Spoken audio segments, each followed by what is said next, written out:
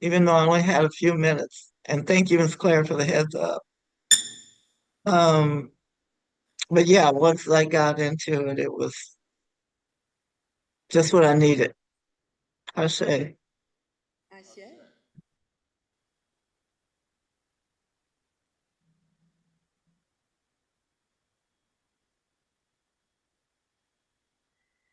Miss D. Walker, Miss Andrea, anything to speak into the space in this moment? Just grateful to be here. Yeah. Ashe. I found it very, very peaceful to let go of everything for a moment, and yeah, really, really appreciated that today. We Ashe. can hardly hear you, both of you. Okay, is that better for you? Is that pretty good? That's good. Yes. I was just saying that I found the meditation very peaceful to be able to let go of everything for a moment today. And I really enjoyed that. That's what I said. Ashe. Ashe. Yeah, I'm just grateful that we are here in this way, in this context of gathering. And I especially enjoyed the meditation because it felt like I just felt extremely peaceful and calming and serene and tranquil. And I was really appreciating that because there's so many things that's happened in the activity of life. So just to be in the stillness within life, with nothing going on, just a sense of calmness and peacefulness. It felt really, really, really good. And that particular meditation, uh, when I go, oh, this is so serene and calm. I think it's called heal your mind, the energy of the earth, just healing the energy. And it felt that way for me. And in between, when we gathered last and in this now, it seems like major transformation in terms of my sense of being. My sense of being seems like a major, and nothing major has happened, and yet everything has happened. And it's like, wow. So I'm noticing more that a couple of words, the word surrender, the word allowing. I'm listening to those words further beyond what I've ever listened. And I've been noticing out of that, uh, as I'm present to what I'm calling activity, but scenes, SCENE, scenes on the real REEL of life. I'm noticing, feeling more like um, being in witness, being in observation, and not being a part of it in a certain way, except for as the observer and witness, that too is a part of it. But without, uh, it reminds me of the scripture that says, be in the world, not of the world. It reminds me of that. So I'm in awareness of, but I'm not participating in a certain way that I know myself to be my personality, ego self, my identity self. And so I was noticing a couple of things in particular. Uh, Noticing myself in a way like a playback in witness. And that's been very, very interesting. And so I was noticing how I have responded to certain things in the flow, how I noticed like such a shift where it just looks like a scene taking place, and I'm in the awareness of it, but the sensory stimuli, because the body is a sensory system, and so, but the stimuli, I'm noticing is not, and that's an interesting thing. And so, an overarching idea about this is spiritual science principles and biblical teachings and how they weave or not. Yeah. Yeah, absolutely. Yeah, spiritual principles and biblical teachings. Is that, and so it's a conversation. Maybe I'll run my mouth for a moment, as I love to do. And then I'm sure it'll spark something though.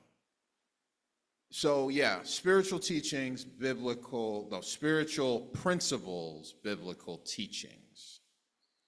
What's the difference? Is it a one-to-one correlation? Maybe, maybe not. I think there's plenty of overlap, but it couldn't possibly be one-to-one when I just happen to have a Bible here. So to speak a bit, and there's more than could be said, but even to look at this probably sparks something in the unconscious of most people in Western society, right? When you see this, it means something.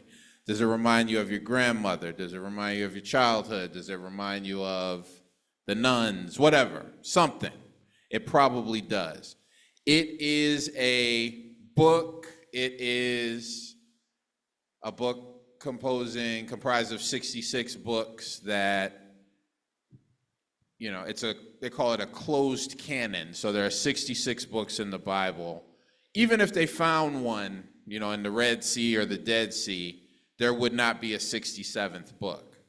But who says that that is the case? That's an interesting inquiry. So we're looking at something that is a tangible attempt at capturing spiritual principles, spiritual teachings, but that is not the same as the truth of spirit. Because by definition, how could the intangible be captured in the tangible? You could describe it, you could capture it, but even in a description, this was all written, the newest thing in here is 1,900 years old, or probably give or take, right? And the oldest thing in here is probably at least 3,000 years old, and maybe older, because a lot of things were oral traditions as well. So even if something was captured, so what was learned, for example, what was learned in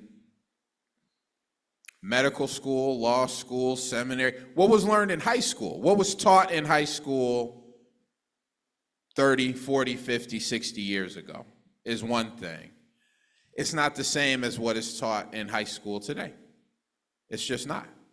It doesn't mean that there's anything wrong with what was taught 50 years ago, but we have a greater revelation of the world now.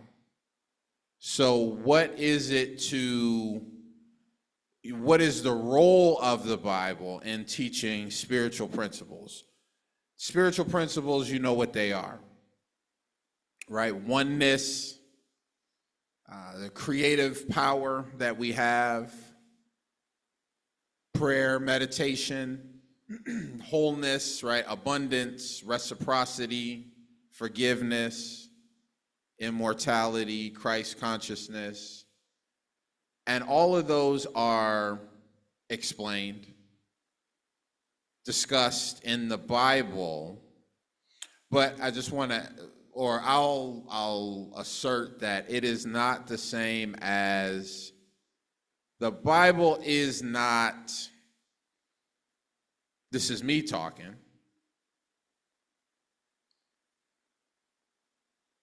all that could be said about God, for example. Amen.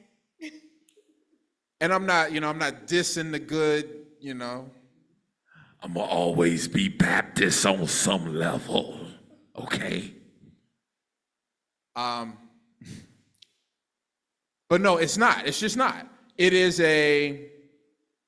let's talk a bit about some of the politics. How did we even arrive at this? So God is God. So God is God all across the galaxies, all across the universe, all across the 1,000+ languages that humanity speaks, all across past, present, and future, the immutable nature of God, even as where 150 years ago, slavery was legal in the United States and we were following Newtonian physics. We knew nothing about the internet, nothing about a lot of things.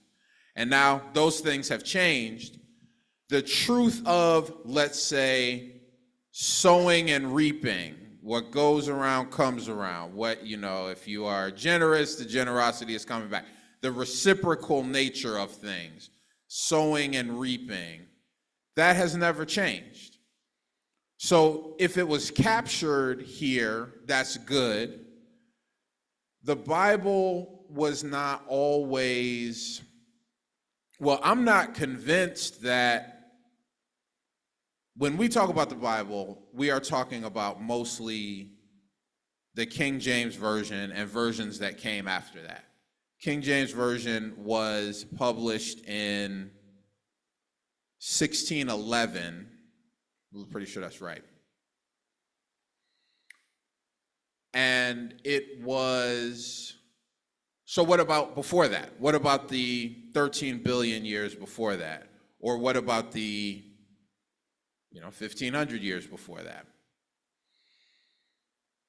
I'm not persuaded that even in its publishing, so then you got to look at the printing press had just became a thing to even allow it to be published widely. And historically, what I was saying was, I'm not persuaded that it was really published and they started publishing it and selling it and giving it away and teaching it in schools with the pure intention of allowing everyone to come into a full knowledge of God. It has been used to enslave as much as it's been used to liberate. It's been used to open things up as much as it's been used to close things up. Yet, the truth can be found in it, but can't the truth be found in anything? But then, this isn't just anything, though. So then what are we saying? So, there's a Zen master, or at least one, or they say this.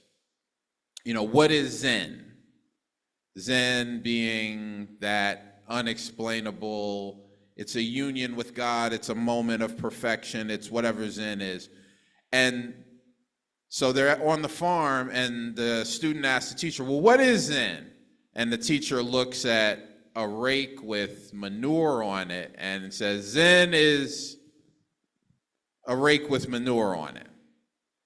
Because everything does breathe. I mean, if you're talking about a rake with manure on it, you're talking about work, you're talking about the process of eating and digestion and life and death, and manure can be used to germinate new plants and feed them, and heaven and earth and all of history is in this, manure on a rake. So we can see God in anything and in everything. Here's an inquiry. Since God is everywhere and in everything, what's so special about the Bible? One approach to that inquiry is that it was intentional. It was scripture. There is a certain power, there is a power in the written word.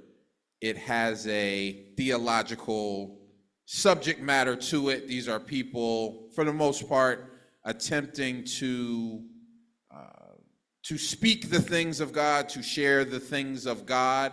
But then what isn't a thing of God? Or what is it that we're calling God even? Uh-huh. In my, listen, I mean, I grew up, in the Deep South and and during, some serious time of segregation. And so the Bible, in, in the black community especially, was of major importance because it gave people something that was missing in their life experience to look forward to beyond this life experience. And the thing about it was you couldn't ask questions. You couldn't ask questions. That was considered to be blasphemous or a lack of faith or not holy. And so, how I have it word at this point is every word is a point of reference for something that cannot be spoken. Every word is a point of reference that allows for organized thinking and organized communication, like the alphabet. You know, the alphabet or a numeral system for simple sound and speech. But how about before we had words? What was before we had words? The Bible opens says, "In the beginning was the Word." But how about what was the before the word, before language? And so I was thinking like principles, they're intangible. A principle is something that is intangible. Love is intangible. Peace is intangible. But yet it references something. It's a point of reference. So when we use words, my mind goes, but what is that referencing? And if you talk to 10 people, it might be 10 different references for the same word, for example. And so I was thinking and I've done this in class, I thought, when you use the word, what are you talking about when you use it? When you say I or me, speak about what you're talking about. When you use the word God, speak about what you're talking about, because that's the further conversation. And I looked at this thing called Science of Mind, which that's what this is teaching, where this guy Ernest Holmes, who founded this thing, looked at what he considered the best of world religions, the best of world philosophies, the best of scientific evidence, and synthesized it down to a teaching called Science of Mind, which is a science, a philosophy, and a religion. And so I'm thinking, when I'm using the word God, what am I really speaking about? I can't speak the something. I can't speak, for example, what I'm calling God, but I can speak about, I can speak into, I can speak from, I can speak as. So that's a conversation. I don't think any conversation has a conclusion. I don't think any conversation has a final answer, because that would be finite. So I think the word infinite, the word eternal, is so open-ended, that I find it fascinating. I was telling Dr. Oseth the other day, I asked myself, and I remember this guy named Einstein, and there was this video that says Einstein's big ideas. So it gave this whole dissertation. And they had two trains on a train track, side by side, at the same speed, at the same rate of speed. The conclusion was that if any two objects are traveling at the same rate of speed, then there's not movement. So I thought that was very interesting. So I asked myself, does light travel, or is there light everywhere? The Bible says, God said, let there be light. So is this light everywhere? You know? And so is light traveling, or is it everywhere? So I Googled it, and it gave all the science to it, all the physics to it, and in the conclusion, it concluded way down, it's everywhere. That makes sense to me. That makes sense to me. And so I find it fascinating to be not in answers, to be in open-ended conversations and see where it takes you within your own awareness, where it takes you in looking around. So I was in my yoga class last week, and I'm sitting there at the end of an hour class, because I have to sit there for a few moments when that class is over. So I'm sitting there, and so this lady comes in with her cute little grandson, cute as he could be, and he's just bouncing the ball. And we haven't picked up our mats yet.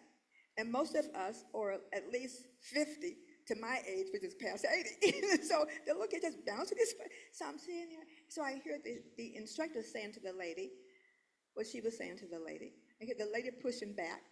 Then I see a couple of students, and like I said, the lady wasn't having it. So I'm sitting there, and it was the most amazing thing. Given how I've known myself and my personality ego, I would have had something to say. So I'm noticing there's nothing in me. There's no conversation in me. There's no mind chatter taking place.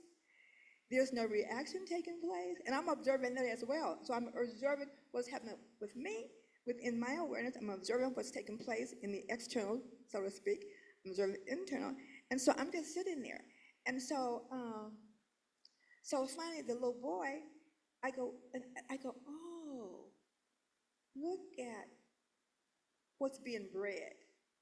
This little boy is being entitlement and privilege, because his grandmother, she didn't have the awareness to realize, to accept, to honor that people are still picking up their mess, their things. The class is over at 12, but we're not out of the building by 12. We're getting up. And so I'm sitting there and I go, wow. So as we left, I said, Eric, you know something? It was like I was watching a scene taking place. And I didn't have any vision, I didn't have any energy on it. That's a whole other experience of myself. So I'm present to, oh, this is a whole other experience of myself. So, well, this self and that self, how many selves are there within this self? So it was just fascinating to me. And so I thought, wow, so those kind of experiences just leaves you, well, left me with, okay, there is more. There is beyond everything. There's beyond everything. So then my thoughts came, well, what makes anything something? What makes anything something? What am I having be something? What am I having be about something? And what makes that so? Where is that coming from? What is that? It's like, oh, is that to say that created in the image and likeness of source? But that's what I am. I'm source in the matter. I'm causing, I'm generating. Is that to say that something is taking place within, objectified in an outer external expression? Like consciousness, for example. To me, consciousness objectified as all creation. And so, anyway, I'm gonna stop talking. I had so many things had been occurring with me since last we gathered. And so I'm gonna stop talking. Like I said, you never stop me. All right. Well, did you want to, Elliot, did you want to? Yeah. Just a thought. When we were talking about God. For some reason, and I didn't say this after the meditation, maybe it's political things that are going on or whatever, but I thought about monarchs, right? And I think one of the things we have done in the past is we see God as a monarch. And I was thinking during the meditation, I couldn't stop thinking about it, how somehow, if you think about servant leaders, they shouldn't be on a pedestal necessarily, but somehow we got kings and queens and rulers and all that ruling over everybody else, Think about the king and the queen of England, and even Napoleon. They were starting to call him a god, because it was all about the power of these. And I was thinking about the king and queen of England. They gather all this, and they've got so much gold, and they own so much and all, and it's like, but those of us who are, quote, back then, couldn't even read, the peasants of the time, that's what they told us it was all about, and they were destined, quote, by God that we should serve them. The king, and we go and bow, and you make me a bishop or whatever. So it's always been about competition, and we just messed the whole thing up as humans, to say, okay, and then everybody gets greedy. Everybody wants to be in that leadership position, and it's just I don't know how long it could go like that. But you know, the, what do they call it, the bourgeoisie versus the, what's the lowest class? Yeah, the proletariat. At some point, it's so many of them, they just get tired of the leadership and, you know, overthrow the whole thing because there's more of them than anybody. So I think about that kind of thing. So I was just relating to when you're talking about, and your question, what is God? When you say God, what do you really mean?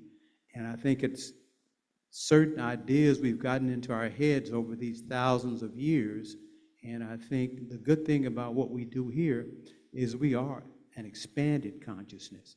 We see a whole big picture and we see God in a different way than as a monarch sitting on a throne with somebody to the left and somebody to the right. It's so much bigger than that. And I'm glad that that's the way we do it. Ashe. Yeah, Ashe. Linda? Oh, when you first started out, I think when you said spiritual principle. Oh, can you hear me? Can you, okay, Yep. Spiritual principles and biblical teachings, right away, I thought of, as I see it, that God is the infinite intelligence who is always unfolding more information to all of us since the beginning of time or where everything started, as we progress, God's infinite intelligence is going to always be given to us, whereas when you say biblical teaching, I know that that's finite because the man who wrote that only wrote it from his limited ability. So that could be finite, and as we go through time, that could change. So we're always, the way I see it, we're always evolving into greater beings. So the ones coming after us, they'll have knowledge that, of course, we don't have now. So I think we'll always be unfolding with God's infinite intelligence. And then as we are now, the people, what we're teaching, that'll only be limited to where we are at this time and space. Ashe. That's all. Ashe. Ashe. Yeah. You know, I was thinking,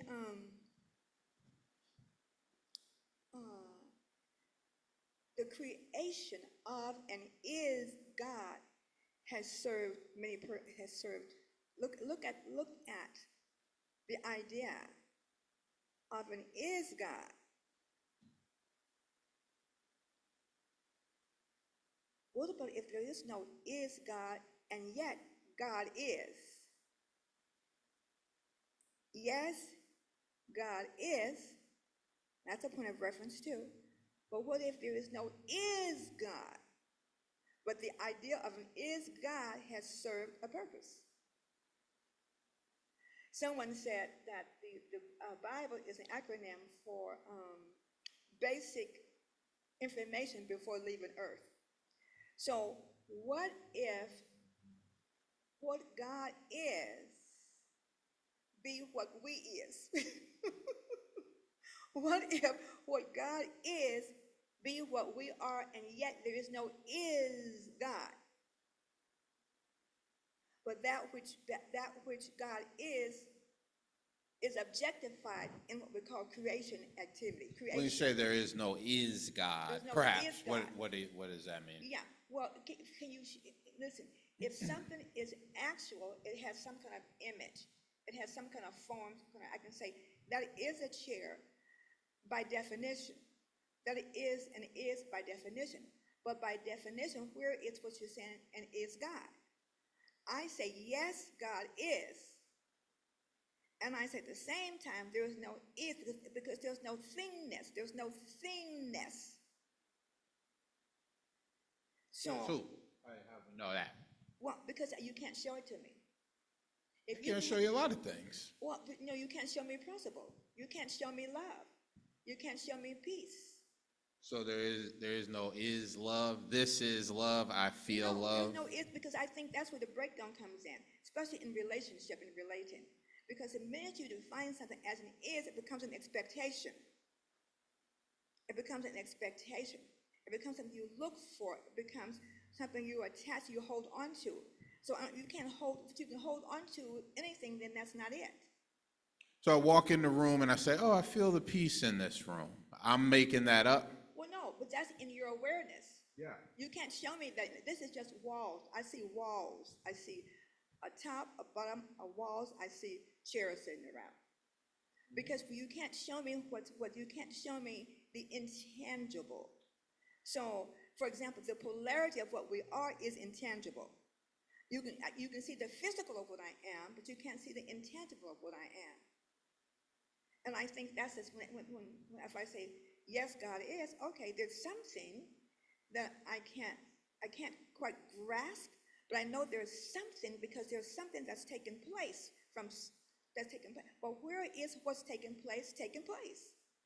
It's not external, because the external is an object. The external is an objective. It's something objectified called creation. So anything you can see is a form of creation. Anything you can see is a form, but where did that come from? Like I can see certain art. You know, oh, that's a Rembrandt. I can see certain. I go, oh, that's this designer. I can tell. Oh, I can tell the source of that. And there's more to creation than what can be shown to a human being in a human being's range of hearing or sight or touch or taste. Absolutely. As a matter of fact, there must be more that we can't see that is something. Exactly. There's more to what you are than you've ever experienced, ever known. Yeah, there's more to what we are than we've ever seen, ever known. Maybe that's what God is. You know, when we say omni, we use the term like omnipresence, all knowing, all everywhere, in all creation. And so you read that book of Genesis, it says, and God created all manner of species on all levels of all states of being. See, I really think when that verse that says, male and female created God in expression, in its own likeness, in its own essence, in its own frequency, in its own vibration. That gets into science, because frequency and vibration gets into the science of things. Like light, for example. And if you look up, it's like you get into all kind of frequencies and get into your bodies, for example. You know, you go see your doctor, they're going to know what's your blood pressure, what's your temperature, what's your weight mass, what's your kidney function, the level. Everything is mathematical. Everything is mathematical because it's frequency. I remember years ago when my son bought me this thing they now call it AI, but it was called voice software recognition. You had to repeat this sentence X number of times before it could calibrate. And I said, Eric, this machine doesn't know anything about language. It's calibrated my frequency. It's mathematical. It's calibrated the nuances of my voice pattern. And it has, and these sounds, we call it phonics and teaching kids English. I said, look at that. Wow. So there's something of what I am that you can't see. You know, but something, if a computer is programmed to calibrate the mathematics of my nuance, my voice patterns, like your picture, for example. I mean, or like your shadow, for example. You know, so there is something more to everything than everything, and I call it, that's what God is. That's something that's more to everything than everything. Talk to me, Zoom. How are we tracking this? Wait. And what I am is in the what I am is that an objectified expression. Okay, so now I'm going to stop talking. This is fun. I see you, Gene.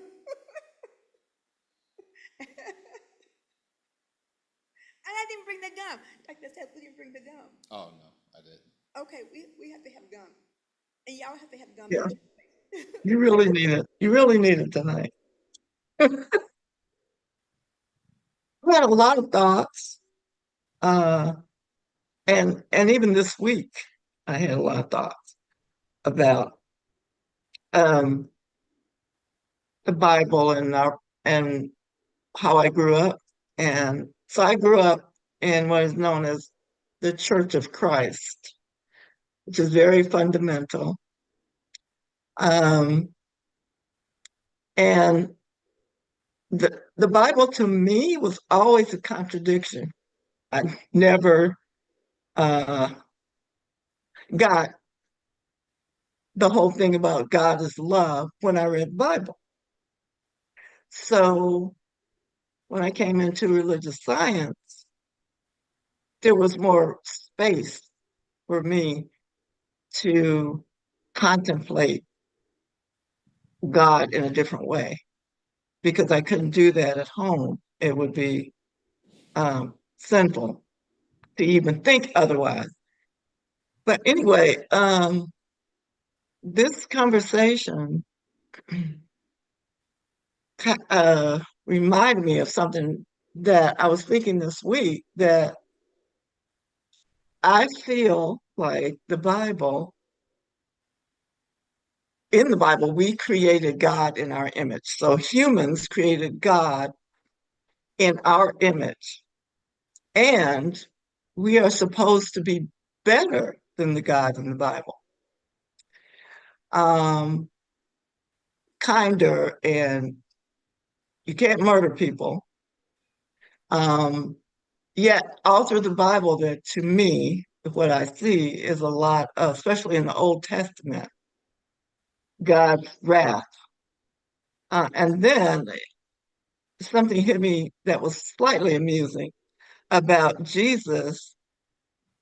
I believe it was a fig tree that he cursed because when Yeah. he was hungry, was it a fig tree? Yes.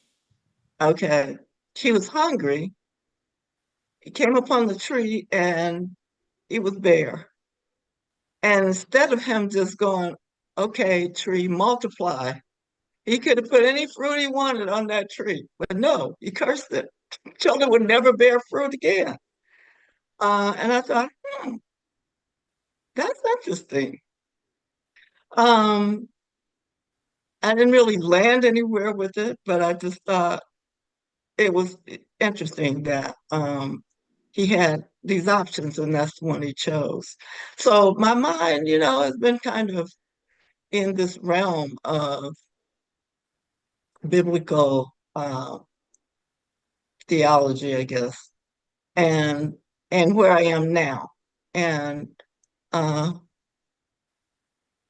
I'm still opening and hopefully um, going beyond some of the old teaching and embracing something more expansive that, and I agree, the word God itself is loaded. It's just loaded with images and, beliefs and all that. So I like to go beyond the word as well.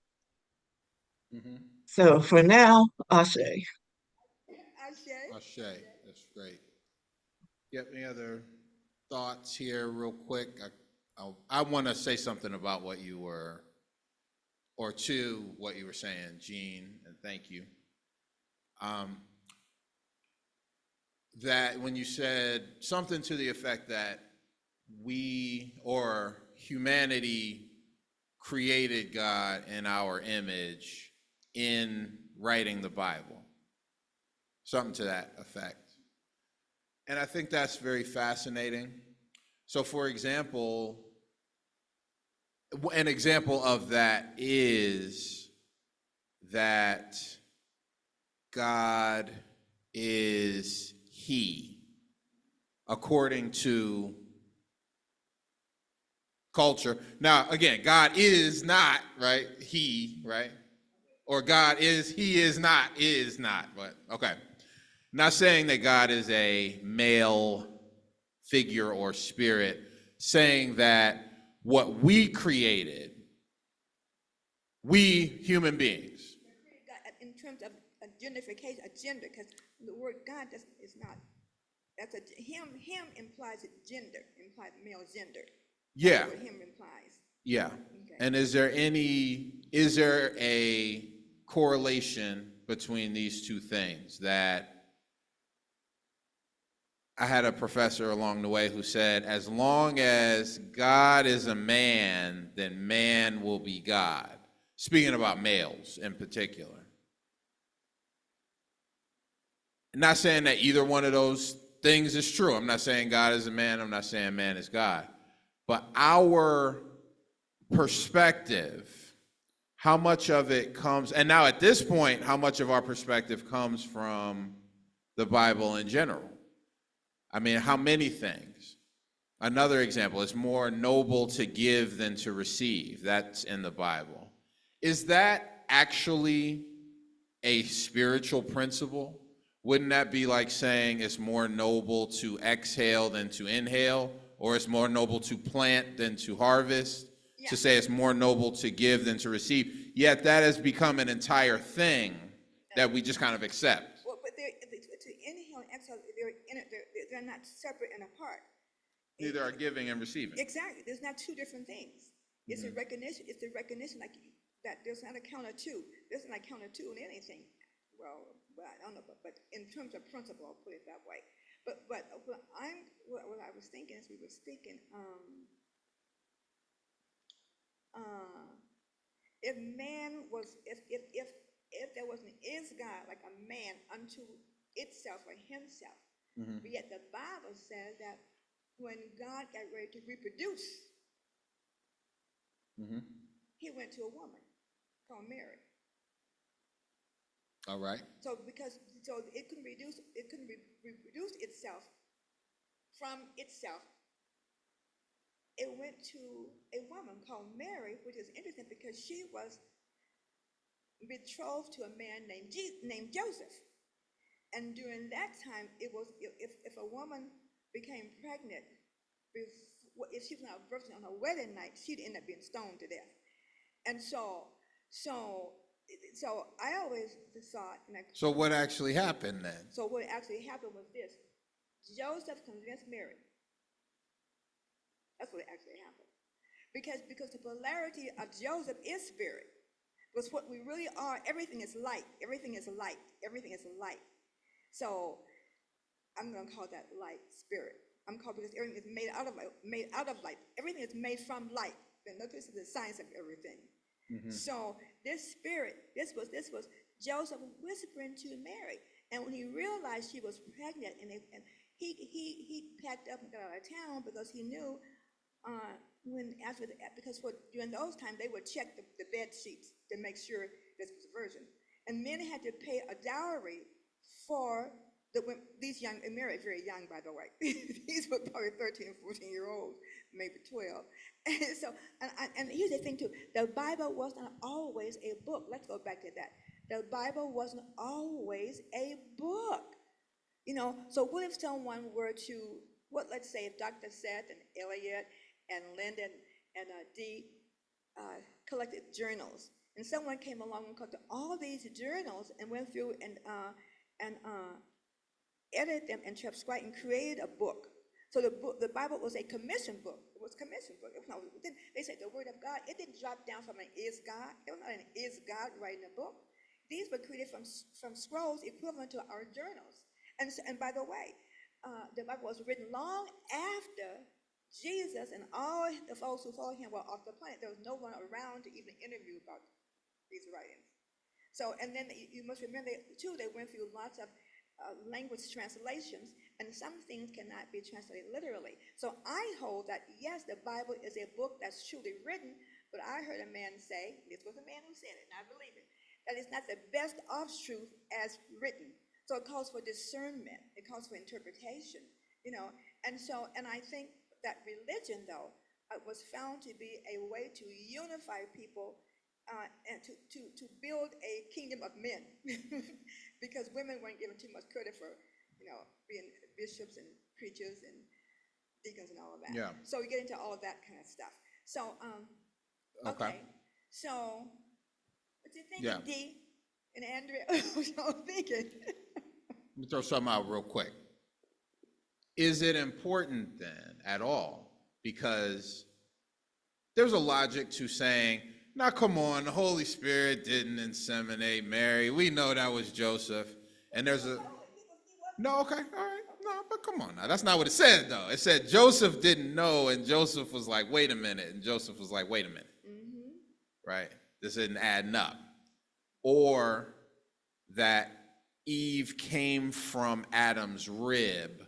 And so some discernment, some logic would say, well, that's not literally what it means.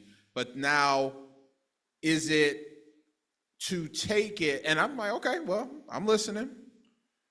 So then what? So is it to be taken, or how is it to be taken and interpreted? Well, I think it was truly written that Eve, that Adam's rib, but I think, but that's a second account. The first one said male and female God created them. The next account says he put Adam to sleep. To the Right, rib. true. I think that was men at the time claiming the power of giving life, claiming the power, because like women shed their blood, like Jesus did on the cross. Women shed their blood to make babies. Our mothers shared their blood. We made from their blood. So that was giving men the power of giving birth, giving life. Like Jesus on the cross was a power of giving life to those who believe, the same kind of thing. So I think this is like, is it written? That's as written. But I don't believe it as written. I don't. I think that was a purpose for the way it was written. And what's the purpose? When I look at the many different doctrinal teachings, there's a purpose to it. When I look at the Catholic Church, for example, and great wealth, amazing wealth, and how people listen to it, it's like, wow. So because they are convinced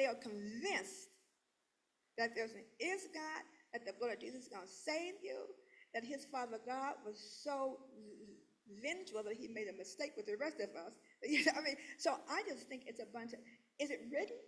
Absolutely. But but then you can look at it further. You can look at it further, having a further look or deeper look or an expanded look. That's the conversation I'm in. Jump in here, D.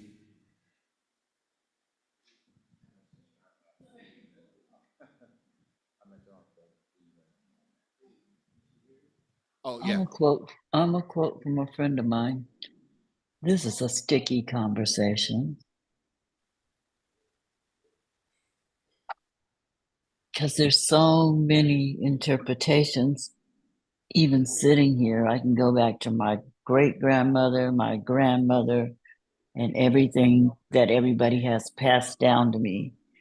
I think Claire and Andrea know that I went to a Catholic school. My mother was in the Church of God in Christ. My father was a Methodist, and I went to church 7 days a week, and I heard the Bible interpreted. It seems like 4 or 5 different ways in a week's time. And where I look from, my perspective is that we're all made up of energy, and that there is a divine source whom we gave a name to and called God.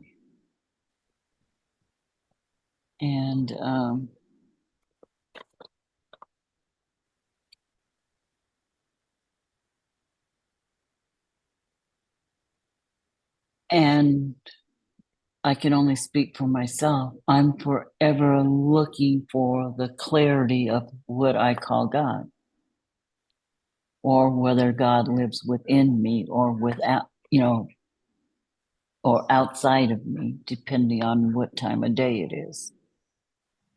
So I'm just listening. Yeah. And I call it another sticky conversation. Yeah. Yeah, yeah. I think it's an unending conversation. I think you can't, you're saying something that's infinite or eternal. There is no arrival. There is no conclusion. Because then that would be an ending. That would be an ending. And so, and here's the thing. I find that when we start to believe in something, we get locked into that particular point of view, and we don't, and that limits what we are beyond that point of view, beyond that belief. I was listening to the program last night, this morning, about after the debate, and there are people that are locked into points of view, and that's so real for them. It could be like God, because you can't mess with it. You can't mess with someone's concrete belief. So I don't think that what we're calling in this conversation, there's something to be persuaded about or be convinced about. I think it's just engaging them more about what we are, that we're calling something for a point of reference. I think that's what this is. And so I'm willing to go, let me just be being with where I am in this moment. Being with these thoughts, being with these feelings, being with this way of thinking, without having it mean something or not mean something. The minute you get meaning, you're gonna get locked in. You just got locked in. I was working with a client yesterday, and so an amazing being, amazing. And so she had amazing breakthrough, and then was questioning. I go, wait, be with how the experience you described, be with the feelings associated with that. Just be being with that, and see where that takes you. We have to be able to see if I let go, if I'm in the allowing, and if I'm in the flow of surrendering, like the breath is a flow. I'm not trying to hold on to the inhale or exhale. That's trauma. I'm just in the flow of being. That's amazing. Because, and what will happen, mind chatter will begin. Mind chatter will get busy with you. It will get so busy with you. Like, I was in yoga yesterday, and she was saying, now, put a block under your buttocks, and then raise up, and then touch your flat of your feet on the wall. I go, what did she say? What did she say? What did she just say, dude? What did she just say? So I'm there like, because my brain, did I hear what she said? Yes. Did I process it? No. I heard what she said, but it wasn't clicking, it wasn't processing. So because beneath the surface of that, somewhere down there was like, no way. Somewhere down was like, no way. Somewhere down deep, this is not possible. Somewhere down there was no way, this is not possible. So even though I heard her, I wasn't open to it because this is not possible. So she came over, I'm thinking, and she says, Clara, your head is not straight. She made some adjustment, and my feet were on the wall. I'm shocked. I think we'll be shocked when we open to the more, we are so in the flow, like the breath of, just in the flow of flow. I think we'll be shocked about what more that we haven't experienced or witnessed or granted. That's a good word, or even granted. So I think there's so much more yet to be granted. And so I heard myself say to her, I said, you know, that was a brand new experience for me. That was a brand new experience for me. I think there are brand new experiences within what we are that we're yet to tap into because we've been so locked into our identity sense of self, which has boundaries. But I think what we are is unbounded potential. I really do. And so that little thing was just my feet touching the wall. You couldn't have convinced me that was possible. You know, Reverend Clara, if I can jump in. Yes. I think you're so right about as we continue to expand and get exposure to new things, new ideas, and all that. And what it made me think about is many, many years ago, this book somebody had mentioned it to me, I gave it to me or whatever, and it's called Three Magic Words, right? And I'm like most of you, as I was in the Baptist church all of my life, and I saw God in a certain way. And I went all the way through the book, and because my friend said, just wait until you get to the last page and you'll find out what the three magic words are, right? And I got to the last page and it said, you are God. And I went, oh, I could not accept that. You know, I hadn't been exposed to anything like that. But having had that opportunity to be exposed to those words, I started taking courses and classes and all that, and I understood what that actually meant. Because as I said earlier, we had God as a monarch, with his crown and all that kind of stuff. And that was a limited view of what God actually is. And I think by what we've had a chance to do now in expanded consciousness is to see God bigger than we even ever thought what, quote, he, she, or whatever is. Because he's not an it or he or she or whatever. It's all of that. And so that's what I was saying. You are God. And I had to grow into that. I truly did. And it's so huge because here's the thing. Who we are as an identity personality, that's not what we say, I am God. God is who I am. I'm not saying as an identity personality. That's the thing. I'm not saying as an identity personality because the identity personality is a creation within what you are, not a self unto itself. That little fine line. Yeah.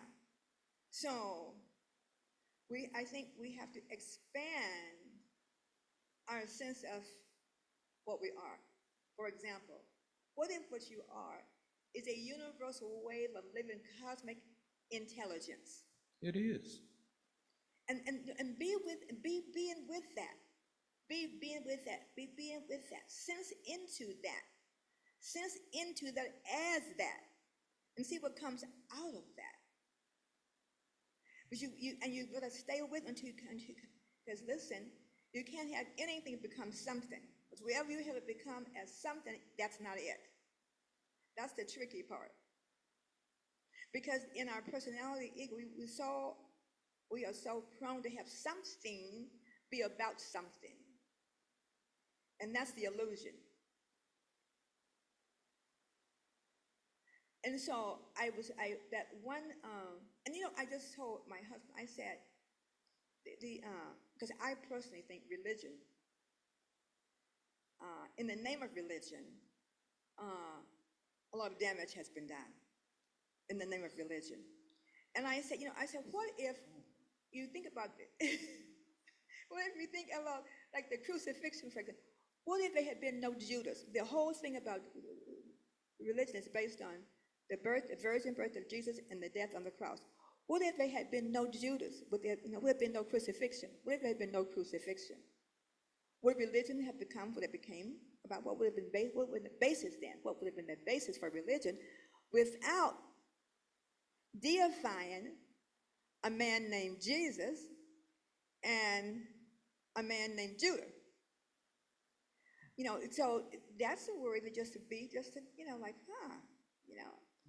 Just We like haven't, that. we haven't heard from Andrea tonight. Okay, Andre? Andre, you had your hand?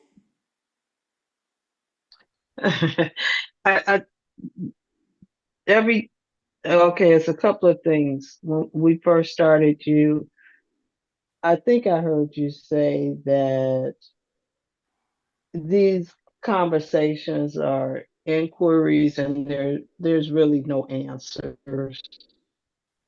We get to, you know, it's like watching a kitten bat around a ball of yarn. Is that kind of, am I correct in what I thought I heard? I can't hear you well now. It's not what you heard. What did you listen? What did you bring to what you heard, possibly? What did you Well, possibly hear? well, that just Let me finish. What did you bring to there's a there's what lot of. Oh, I thought you were asking me something. Go ahead. there's what you heard, that's one thing. But what did you bring to what you heard? Let's have that conversation. What was your listening to what you heard? That's the true conversation. What I bring to it is something that complements it, which is and how reality is fluid. And I almost said, for me, reality is fluid. And I've heard us say tonight things like you were saying something was fascinating to you. And when I thought about that, if it's fascinating to you, it's fascinating. Um, and I think Jean said somebody said, speaking for myself. And it's like I hear these disclaimers, and I was about to do it again in terms of this is what I think. But if it's like, why do I add that qualifier to it? Because what else do I have to offer other than what I think? From my perspective, what else do I have to offer? So that's one thing. But going back to this, reality is fluid is what I'm bringing to the conversation. And currently in my living, my life is full of inquiries. And what I've learned thus far is I expect assistance. I can count on it.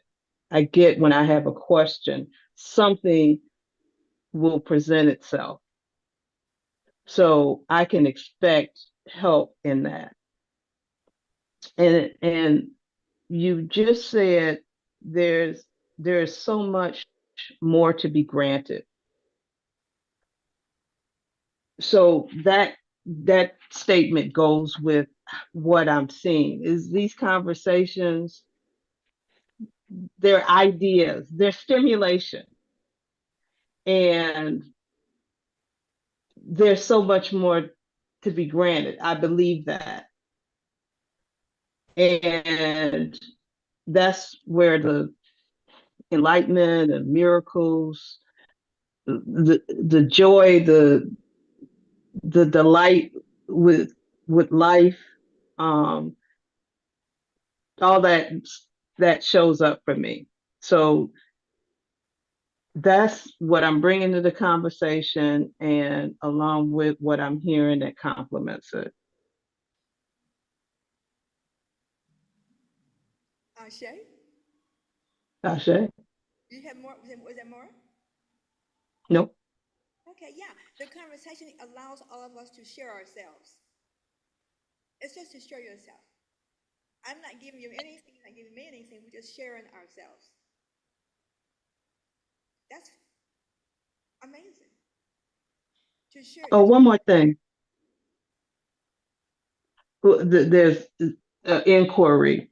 And it's like, how did the Bible get to be such a big deal?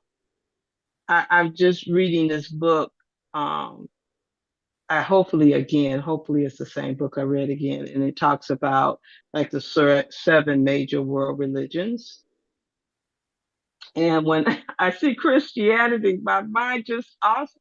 It's like it's so little. You know, when I look at Hinduism and I look at how many people, when I consider how many people on the planet are not even, Christianity is not even on their radar. And at the same time, I'm in a space where it's it's kind of like if I don't believe in Christianity, how I've been raised, it's something wrong. You know, that's a major deal. Not to say that it's Christianity, but whatever. It's a big deal. And it's like, how did that happen? My grandmother told me, and she was born in 1899, and she said, I'm a good Christian because I was born a Christian. And I'm like, wow. She said, if I was born a Muslim, I would have been a great Muslim.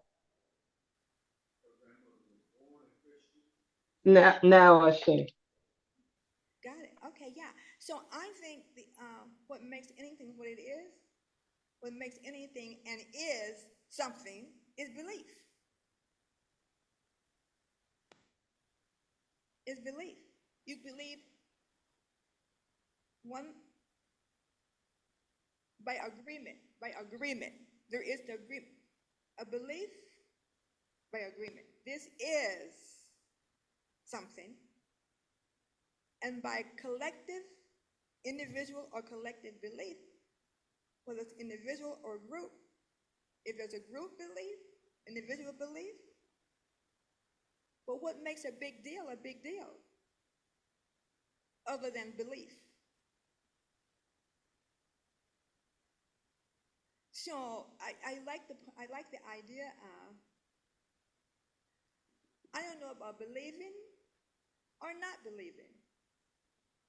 I'm more about what do I accept in terms of knowing without attachment. That's the tricky part. What do I accept that I know in terms of acceptance without attachment is a tricky part. That's fluid. Everything is fluid, like the breath. On the way here, I told my husband, I said, Eric, in the daylight, I'm looking at my hands and my arms. Wow. I haven't seen this look on my hands and arms before. I've seen it on old people. and now I, and now I see it on my hands and arms. And I started laughing. It cracked me up. That's fluid. That's fluid. Nothing is fixed and frozen. Nothing remains the same. Everything is fluid. Such is life. Such is life. Such is life. It's a beautiful thing. It's an amazing thing. But you gotta get that. Where is where you are when you were age 10? Where is where you are at age 10? Where is where you are at age 20? Where is where I am when I wear a size smaller shoe? For example, everything is fluid.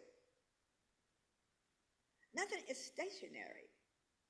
Nothing is as it appears. And there's a scripture that says, be not deceived by the appearance of things. People get locked and attached to the way things seem, the way things should be, the way things were, the way things could be, and it takes you on a trip.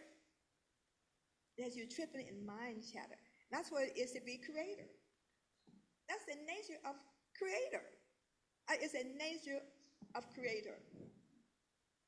So since the nature of creator it's like, oh, in terms of the nature of creator, what are we created? I mean, my first practice sermon when I was in ministerial school, my first practice sermon was, we had to do mock sermons. And mine was, while you're being human, what are you created? That was my sermon. While you're being human, what are you created? So one of my customers, she said, that's not a sermon. I said, it's mine. Because I like to talk about that. And, and I just love sermons to be open conversations. Like, yeah, well, what are you created? And how is it going? And where are you with it? How's it going? Where are you with how it's going?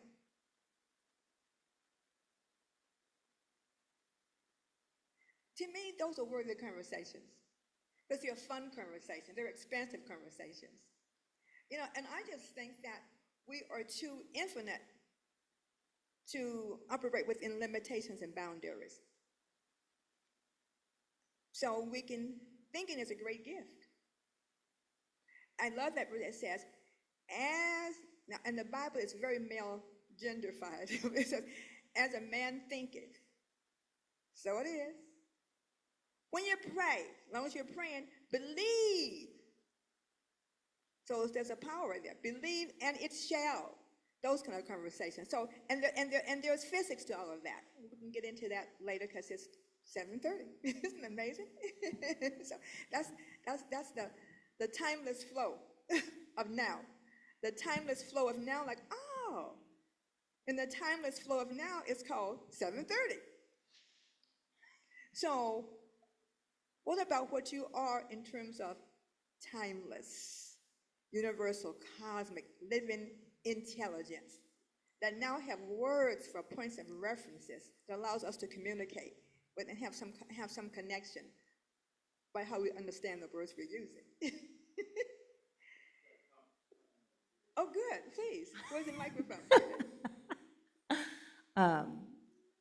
Okay, now I feel like, okay, well, I guess my comment is, somebody said something about, I don't even remember what it was, but my takeaway, I'm just feeling lots of takeaways of I think it was like, we're not taking anything from each other, and we're not giving or taking, we're just sharing our experience, and that's how I heard it. But everything you said, and like I'm here, like I feel connected in the collective space, if that makes sense. So I'm feeling like I am taking or receiving in a way, and with the commonalities, that I heard from each and everybody, I could resonate with at least one thing that was said, and it just feels very connected. And I also grew up in a very religious, rigid, finite, kind of what you said, Linda, about this. There's no space for questioning or wondering or being curious, because that would be wrong or sinful or bad, or and I also heard just a lot of contradictions. But my mom, it was missionary Baptist, my mom was raised, and it's basically like, for her belief is her truth, and it feels so closed-minded and limited. And I just appreciate this space where we can acknowledge the vastness and the different interpretations, and just lean into that and not make it a bad thing, but make it just like, this is what it is. Like what you said at the beginning is like, there's always something beyond everything. There's just more to it than what we'll ever know. And it's so true. And just having the space it's just very encouraging to find a way to kind of untangle or just comb through some of the indoctrination, if that's a word, of what I was kind of given, and like be like, well, maybe there's just a little bit more to that. And I was always just like, why is God have all these human qualities of being jealous and vengeful, and like what you were saying, and I'm just like, it just never resonated. But what if there's more to it? Can't there just be not just one belief or one opinion? Can't there just be a whole bunch of reasons or wonderings. I don't know. So I'm just saying I appreciate the space and I appreciate everybody sharing. And Ashe? thank you. Ashe. Yeah, so, I would say we are speaking your listening out loud. We're speaking into your listening, but we're speaking your knowing out loud. So you're listening, you're knowing in our speaking. That's the connection. If we're not speaking into your knowing, into your listening, there is no connection. Make sense? Yeah. So it's, oh, that's more about you. That you're opening and accepting and allowing to emerge, to expand, to permission to know, permission to know beyond what we've been taught. My dad's a serious Southern Baptist preacher who has no listening for who I am in this context. You know, who said to me, blah, blah, blah, blah. And I said, you know, when I think about God, I think there's enough space for all of it. So I'm good. I don't see either or. I don't see this versus that. I see there's space for all of it. And I'm complete.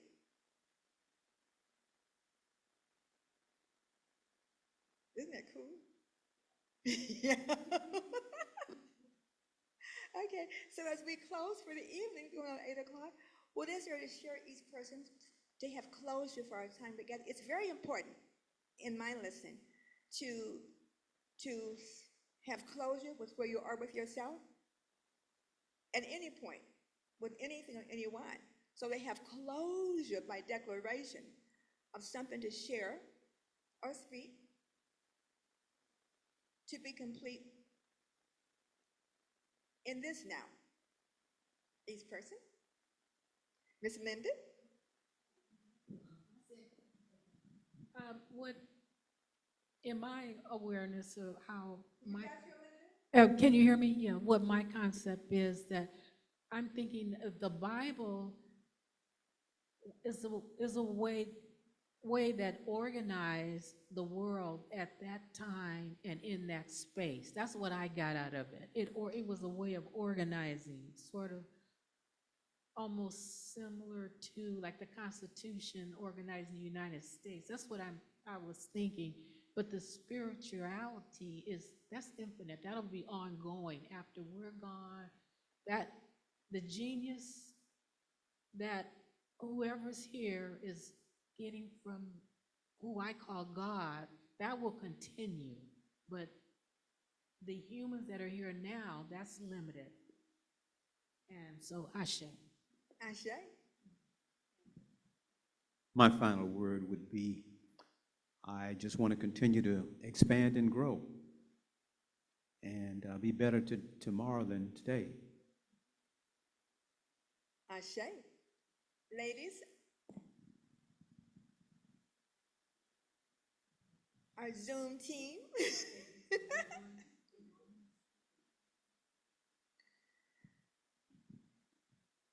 So nothing further, Dee and Jean. Andrea said no, nothing more. I'm left with, after listening to the conversation, that nothing is bound by time and space. We have references, but nothing is bound by time and space. Ashe. Sister Jean. You're muted, Jean. Can she hear me? Jean, can you hear me? Okay. Oh, you're Yeah. muted. Okay. Good. Can you hear me? Yeah, I was just sitting here thinking about everything that's been said and how it is it's sort of like walking into the abyss, you know, just continuing to open and not lock down on anything. Um, it's kind of fun. You don't know where you'll end up or if you'll end up, but just continuing in the being. And that's kind of what I was sitting here thinking about.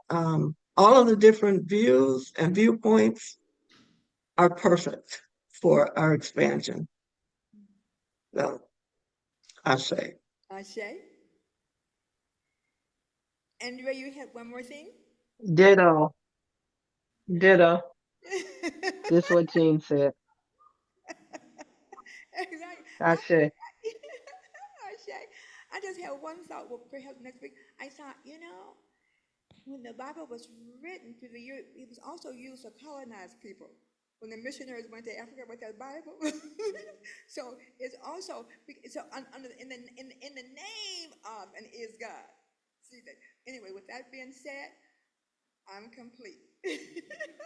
So bless everybody. So practice being as God this week, not in your identity personality, but in your universal living, when you're in your universal sense, in your universal cosmic sense of being as what you call God. Practice that and see what that feels like.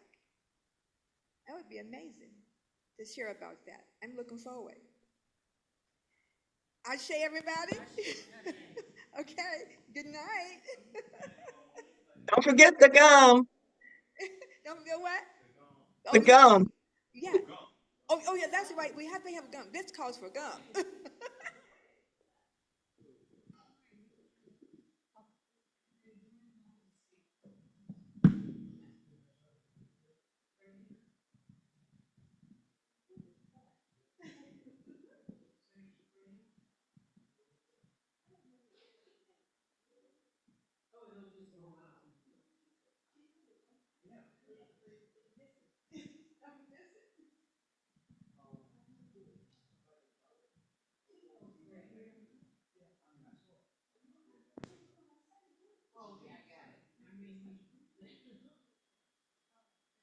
Eric, we gonna leave these mics up front here, or what are we gonna do?